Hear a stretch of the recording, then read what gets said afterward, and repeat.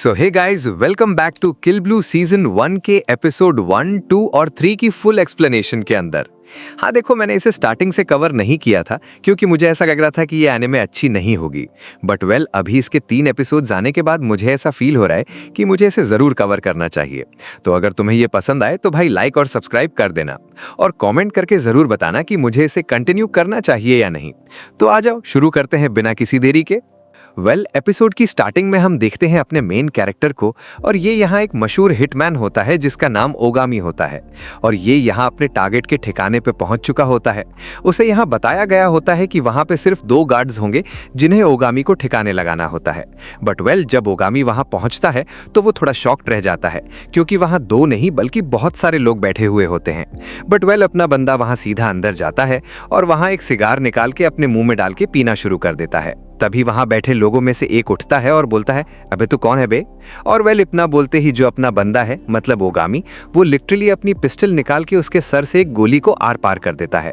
फिर अपने मुंह से धुआं बाहर निकाल के उनकी तरफ देखता है और हम देखते हैं इनकी यहाँ पे फटके 440 हो चुकी होती है। इन्हें समझ नहीं आ रहा होता कि आखिर ये बंदा है कौन और ये इन पे अंधाधुंध गोलियां क्यों चलाता जा रहा है। और देखते ही देखते यहाँ पे इन सबको निपटा चुका होता है। मतलब काफी आसानी से ये इनकी लंका लगा चुका होता है।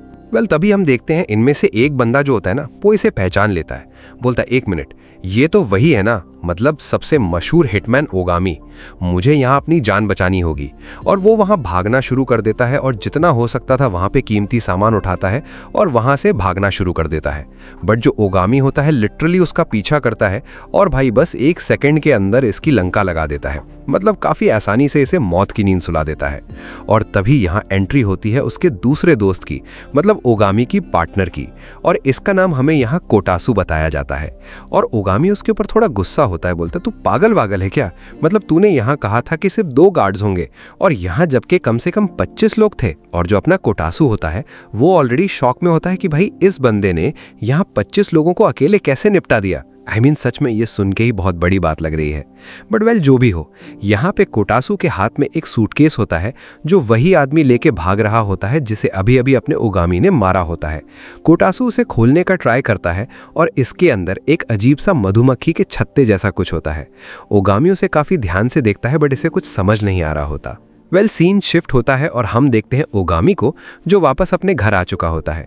और वहीं लिफ्ट में उसे एक बच्चा मिलता है जो लिटरली ओगामी को देख के डर जाता है। ओगामी बोलता है, अरे हाँ, मैं बिटाना भूल गया। दरअसल मुझे बच्चे पसंद नहीं है, या फिर यूं कह लूं कि बच्चे मुझे पसंद नहीं है। जो भी हो, दोनों मायनों में ही तुम ये समझ सकते हो कि मुझे बच्चों से थोड़ी नफरत है। और यहाँ अपने रूम में जाता है और यही सब सोचने लगता है, मतलब अपनी पास्ट लाइफ के बारे में, कि हाँ मेरा भी एक काफ़ी अच्छा परिवार था, एक सुंदर वाइफ थी, एक छोटी सी बेटी थी। बट कुछ भी बच नहीं पाया और इसके रीजंस भी काफ़ी सारे हैं।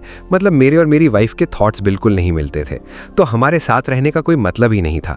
और रही बात मेरे इस काम की, तो मैं ये खास करके अपने शौक से नहीं करता। बस एक यही चीज़ है जिसमें मैं अच्छा हूँ और इसकी वजह से मुझे बस यही करना पड़ता है। बट खैर, क्या ही कर सकते हैं, अब मैं चाह के भी अपनी पुरानी लाइफ को दोबारा नहीं जी सकता। और यही सब सोच रहा होता है और यहाँ से उठ के जैसे ही थोड़ा आगे जाता है, हम देखते हैं कि इसकी जैकेट से यहाँ एक मधुमक्खी निकलती है और इसके गले पे डांक मार देती है और अपने बंदे को यहाँ चक्कर सा आ जाता है और वहीं बेहोश हो जाता है। जब इसकी आंख खुलती है तो ये अपने आप को एक लैब में पाता है और उस लैब में इसी की एक्स वाइफ काम कर रही होती है। और इसकी एक्स वाइफ का नाम हमें यहाँ एरी बताया जाता है। और एरी इसे बोलती है, देखो दरअसल तुम्हें यहाँ किसी मधुमक्खी ने काटा है और ऐसा तुम कह सकते हो कि यहाँ कुछ ज़्यादा ही अलग चीज़ है। फिर ये बोलता है, मैं समझ नहीं पा रहा, तुम साफ साफ बताओ। एरी उसे एक शीशा देती है और बोलती है, दरअसल वो मधुमक्खी जो थी ना, वो कोई आम नहीं थी। मतलब उसमें जेनेटिकली कुछ बदलाव किए गए थे और उसकी वजह से उसने तुम्हें काटा है और तुम्हारे साथ कुछ ऐसा हो गया है। और हम देखते हैं यहाँ अपने ओगामी को और वो लिटरली यहाँ बच्चा बन चुका होता है। मतलब उसे यकीन नहीं हो पा रहा होता है कि आखिर ये कैसे हुआ, मतलब मैं बच्चा कैसे बन गया। वो अपनी एज में कम से कम 20 साल पीछे जा चुका होता है। और फिर उसे याद आता है अपना पिछला मिशन, जहाँ पे उसे वो मधुमक्खी के छत्ते जैसा कुछ मिला हुआ था। जो भी हो, अपना बंदा भी सोच रहा होता है, तभी इसके पास इसके बॉस का कॉल आता है और इसका बॉस बोलता है, तुम्हारे लिए मेरे पास एक काम है। बट इसकी आवाज़ सुन के इसके बॉस को थोड़ा शौक लगता है कि भाई यहाँ बच्चे की आवाज़ कहाँ से आ रही है। फिर वो बोलता है, खैर जो भी हो, तुम्हारे लिए काफ़ी परफेक्ट मिशन है और वो ये है कि तुम्हें यहाँ एक स्कूल में जाना है। उसके बारे में थोड़ा पता लगाने के लिए। और तुम्हें तो पता ही है कि भाई अपने बंदे को यहाँ बच्चे कितने बेकार लगते हैं। ये सीधा मना कर देता है, बोलता तू पागल है क्या, मतलब तुझे क्या लगता है मैं पूरे दिन यहाँ स्कूल में रहूंगा, वो भी बच्चों के साथ। अब देखो, इसका रीज़न ये होता है क्योंकि जो उसका बॉस होता है ना, वो अपनी बेटी को अगले साल उसी प्राइवेट स्कूल में डालने वाला होता है। तो बस वो अच्छे से जानना चाहता था कि वो स्कूल बढ़िया है या नहीं। बट वेल, यहाँ अपना बंदा थोड़ा मना तो करता है, बट इसकी वाइफ समझाती है कि देख भाई, ये जॉब तेरे लिए काफ़ी परफेक्ट है, मतलब तू अभी बच्चा जैसा है और तू इस जॉब को काफ़ी आसानी से कर भी सकता है और इसके तुझे काफ़ी अच्छे खासे पैसे भी मिल रहे हैं। वेल, अपना बंदा यहाँ नहीं कह नहीं पाता और बोलता है ठीक है, मैं इस जॉब को करूँगा। सीन शिफ्ट होता है और हम देखते हैं यहाँ अपने बंदे को, मतलब ओगामी को, तो वो फाइनली यहाँ स्कूल जाने के लिए तैयार हो जाता है और जो उसका दोस्त होता है मतलब कोटासू, उसे यहाँ एक स्पेशल चश्मा बना के देता है और बोलता है इस चश्मे से तुम मुझसे कांटेक्ट कर पाओगे और मुझसे बात कर पाओगे, और उसमें कैमरा भी लगा हुआ होता है। वेल, कोटासू अपने स्कूल जाता है और जो उसका पहला दिन होता है ना, वो लिटरली बहुत ख़राब होता है।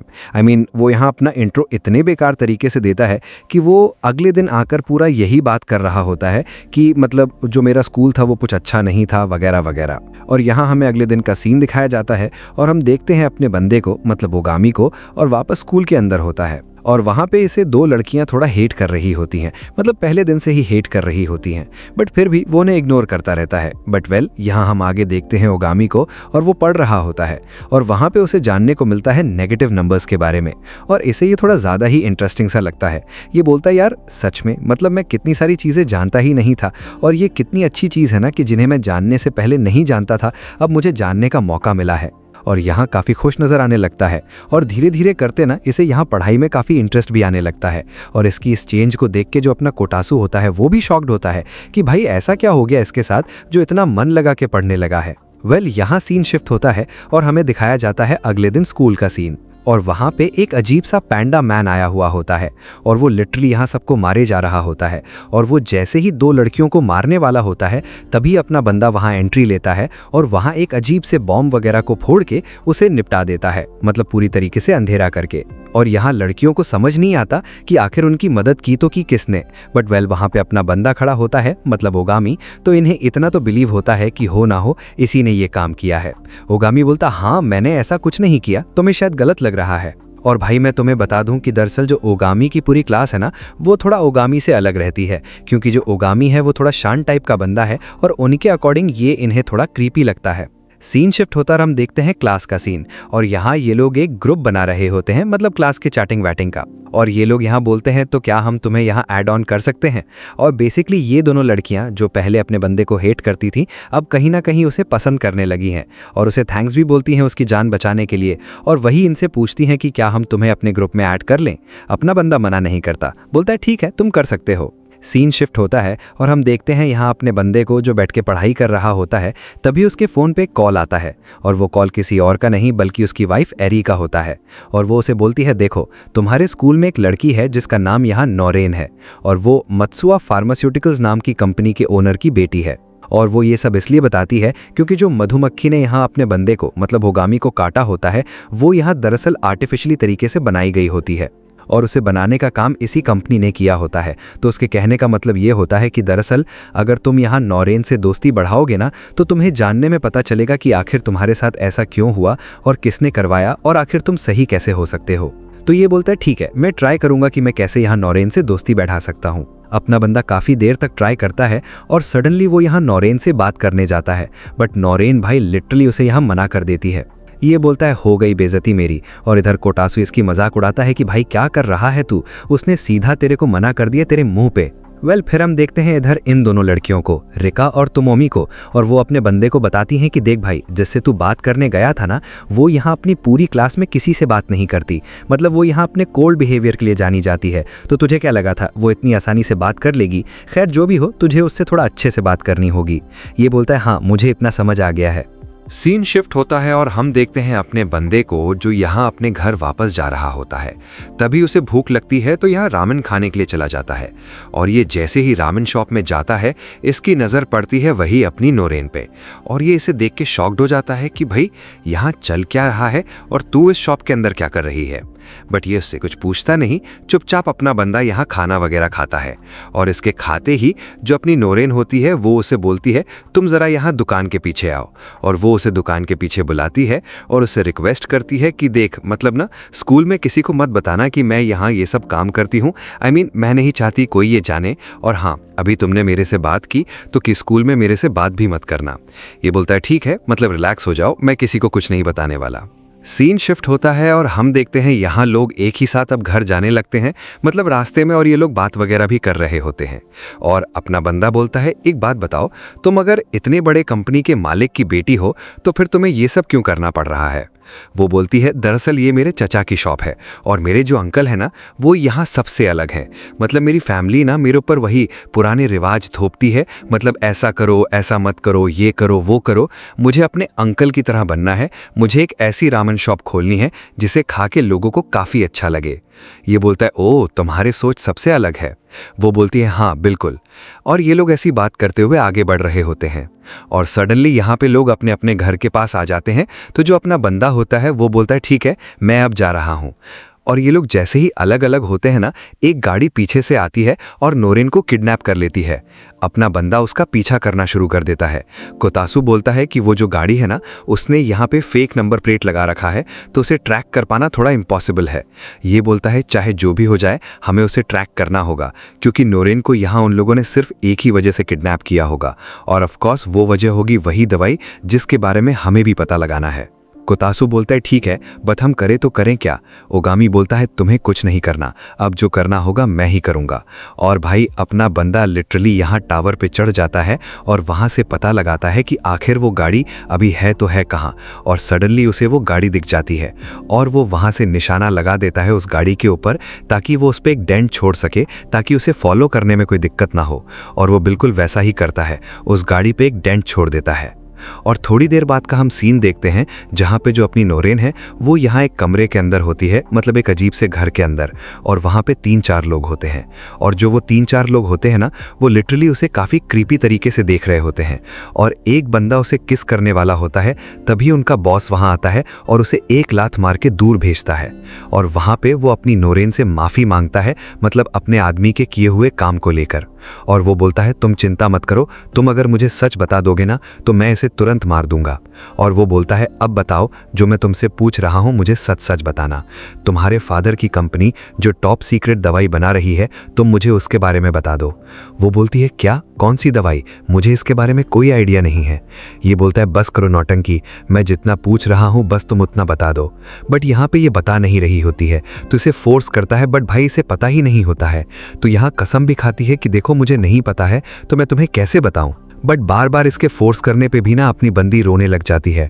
और तभी यहाँ एंट्री होती है अपने ओगामी की, और ये लिटरली यहाँ इसे एक जोरदार बंदूक से गोली मारता है और ये बंदा यहीं पे फ्लैट हो जाता है और यहाँ सबको गोली मारना शुरू कर देता है। बट वेल, यहाँ जो गोली होती है ना वो रबर की होती है, तो ये लोग यहाँ मर नहीं रहे होते, बस बेहोश हो रहे होते हैं।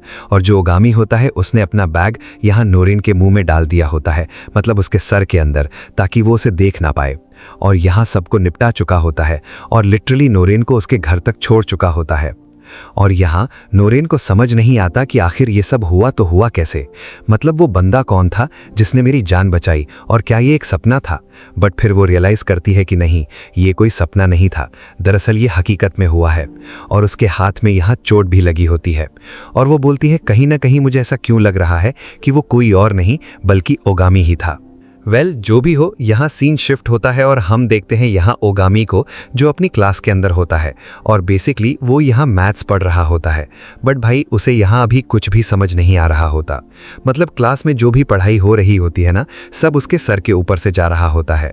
और उसके बाद हमें दिखाया जाता है वो अपने घर पे होता है और वो यहाँ अपनी वाइफ से बात करने का ट्राई करता है, मतलब उसी मैथ्स को लेकर कि कहीं वो इसकी हेल्प कर दे मैथ्स समझने के लिए। तभी इसकी वाइफ बोलती है तुम पागल हो क्या, मतलब तुम क्यों नहीं अपने टीचर से हेल्प लेते, क्योंकि मैं अभी थोड़ा बिजी हूँ। ये बोलता है अरे यार तुम्हें समझ नहीं आ रहा, जो मेरा टीचर है वो भी मेरी एज का होगा, तो तुम्हें क्या लगता है उनसे हेल्प मांगने में कोई अच्छी बात होगी? वो बोलता है ठीक है फिर तुम खुद देख लो तुम क्या करने वाले हो। ये बोलता है हाँ मैं देख लूंगा। और इसके बाद हमें अगले दिन का सीन दिखाया जाता है और हम देखते हैं अपने बंदे को लाइब्रेरी के अंदर, और वो ये सब सोच रहा होता है कि भाई मुझे क्या करना चाहिए, मैथ्स मुझे बिल्कुल भी समझ नहीं आ रहे और मुझे कुछ ना कुछ करके मैथ्स तो पढ़ना ही होगा। और अभी ये सब सोच रहा होता है तभी यहाँ एंट्री होती है हमारे एक और नए कैरेक्टर की, और इसका नाम हमें यहाँ रियो बताया जाता है। और जो अपना रियो होता है ना भाई, बहुत ही अच्छा बंदा होता है। ये यहाँ अपने बंदे को बोलता है ठीक है मैं तुम्हें यहाँ मैथ्स में हेल्प कर दूंगा, और लिटरली ऐसे मैथ्स में हेल्प करता है। और थोड़े टाइम के बाद यहाँ टेस्ट होता है और उस टेस्ट में लिटरली अपने बंदे के 100 में 100 नंबर आए हुए होते हैं। मतलब भाई इतने तो कभी मेरे नहीं आए। जिसके बाद ओगामी यहाँ रियो को काफी सारा थैंक्स बोलता है उसकी मदद करने के लिए। रियो बोलता है कोई बात नहीं, ये सारी मेहनत तुम्हारी है तो ऑफकोर्स नंबर तो आने ही थे। इसके बाद सीन शिफ्ट होता है और हम देखते हैं लोग एक रेस्टोरेंट के अंदर खाने गए हुए होते हैं, और वहां पे गलती से जो अपना रियो होता है उससे एक बंदे के लैपटॉप के ऊपर थोड़ा सा कुछ गिर जाता है और वो बंदा इसके ऊपर चिल्लाने लगता है। बट वेल यहाँ मामला थोड़ा शांत होता है, वो लोग वापस में बैठ के खाना वगैरह खाने लगते हैं। और रियो बात करते हुए बोलता है तुम्हें पता है मुझे बड़े होकर एक डॉक्टर बनना है।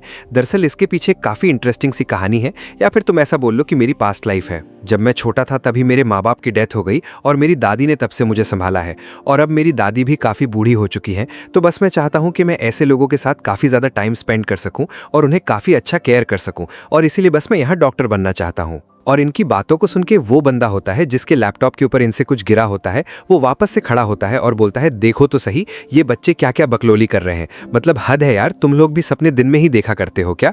और भाई ये ऐसे और वैसे बोलने लगता है। और यहाँ ओगामी मन में बोलता है बेटा अगर तू यहाँ पे नहीं होता ना तो मैं पक्का तुझे पेल चुका होता, बट खैर अभी मैं कुछ नहीं कर सकता। और तभी हम देखते हैं रियो को, और वो खड़ा होता है और बोलता है बस बहुत हुआ, अगर तूने यहाँ पे एक लफ्ज और बोला ना तो मैं भूल जाऊंगा कि तू यहाँ पे कहाँ पे खड़ा है, मतलब तू मेरे से ही पेला जाएगा। और यहाँ तभी देखते हैं कि भाई बहुत ज़्यादा लोग इसकी तरफ देखने लगते हैं, क्योंकि ये एक फैमिली रेस्टोरेंट होता है और यहाँ लोगों ने मिलकर इसी बड़े वाले बंदे को बाहर निकाल दिया।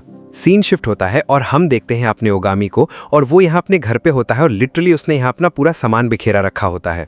और तभी वहाँ उसका दोस्त पहुँचता है, मतलब कोतासू, और बोलता है अरे यार ये क्या तरीका है, साफ सफाई करके रखा करो ना। फिर अपना ओगामी बोलता है तुम्हें क्या लगता है ये हमारे करने की चीज़ है, ये तो लड़कियों के करने के काम है ना, तो मैं क्यों करूँगा। कोतासू बोलता है एक मिनट, तो तुम्हारे अकॉर्डिंग मैं लड़की हूँ, मतलब मैं सब करता हूँ। तो ये बोलता है अरे नहीं यार तू थोड़ा एक्सेप्शन है।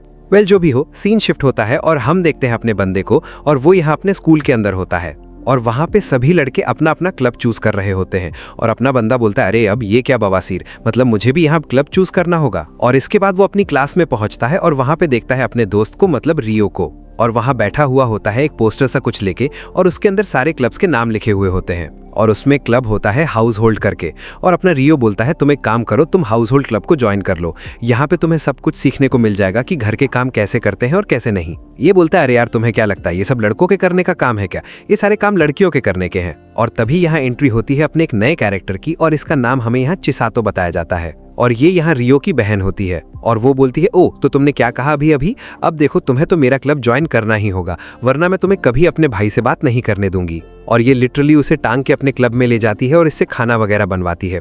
और भाई लिटरली इसने यहाँ काफ़ी अच्छा खाना बनाया होता है, और ये यहाँ से जाने वाला होता है, तभी चिसातो ऐसे बोलती है एक मिनट रुक जाओ, मैं तुम्हारे लिए कुछ लेकर आई हूँ। और ये उसी का बनाया हुआ खाना है ना, उसे वापस देती है, मतलब थोड़ा अच्छा बना हुआ होता है, और बोलती है ये लो, ये तुमने पहली बार बनाया है ना, तो तुम इसे उसे दे देना जिसे तुम काफ़ी ज़्यादा प्यार करते हो या फिर वो तुम्हारे काफ़ी क्लोज हो।